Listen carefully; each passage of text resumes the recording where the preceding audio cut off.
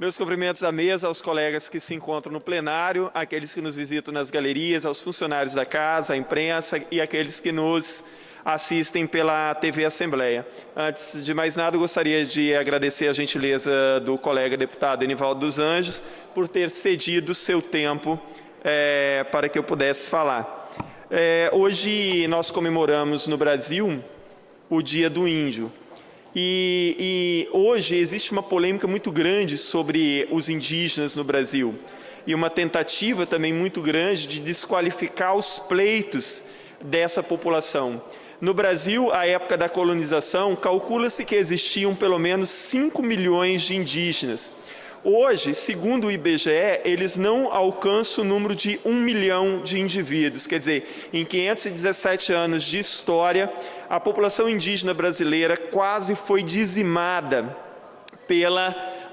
pelo processo de colonização que aqui ocorreu.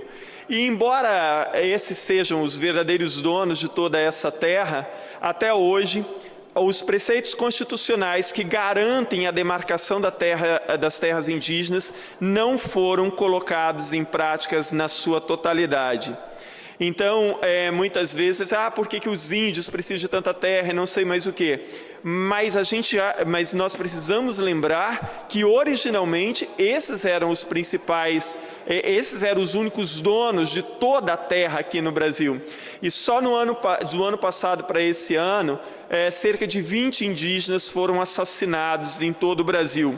Então, não é um dia para se comemorar efetivamente, mas é um dia para se lembrar da causa muito justa dessa população que merece todo o respeito aqui no Brasil. O deputado Euclério, mudando um pouco de assunto, o deputado Euclério esteve aqui antes já falando sobre a questão da CESAM. É impressionante, e eu já mencionei aqui o livro Democracia e Segredo, do Norberto Bobbio, quando ele diz que não há democracia verdadeira se segredos são mantidos. E ontem eu já falava sobre isso, né? Se o poder emana do povo, o povo precisa conhecer tudo o que acontece. E se não há nada de errado acontecendo, não há o que se temer. Então, assim, se está tudo certinho, se ali foi feito tudo dentro dos preceitos legais, constitucionais, republicanos, éticos, morais, não há o que se temer, deputado da Vitória.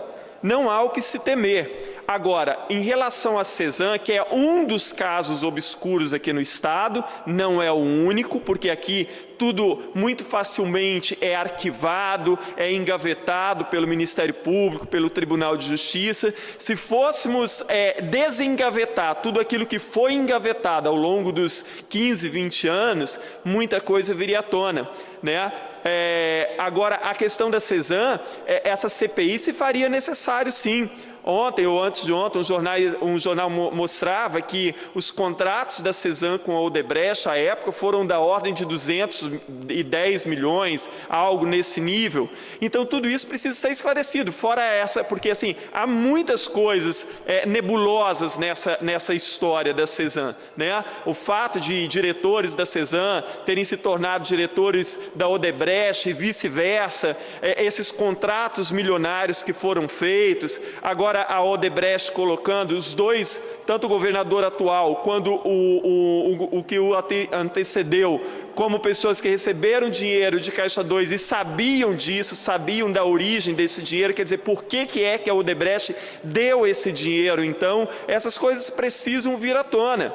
Ainda que os delatores, e isso é só o início de uma investigação, ninguém está condenado, mas antes de ontem, vendo um debate entre analistas políticos e juristas, e eles disseram uma coisa curiosa, que assim, dentre os delatores que levaram para a cadeia já os quase 100 que estão na cadeia e já alguns condenados cumprindo pena, deputado da Vitória, a Justiça observou que nenhum mentiu, que nenhum delator mentiu, que ao contrário, muitos omitiram, mas eles não mentiram. A Justiça conseguiu provar, né, eles conseguiram provas de que aquelas delações estavam corretas. Delcídio do Amaral, o marqueteiro, né, Valdemar da Costa Neto, o próprio Marcelo Odebrecht e tantos outros. Então, assim, a CPI da CESAM seria muito bem-vinda e eu espero ainda que alguns colegas voltem atrás e assinem novamente. Muito obrigado, presidente.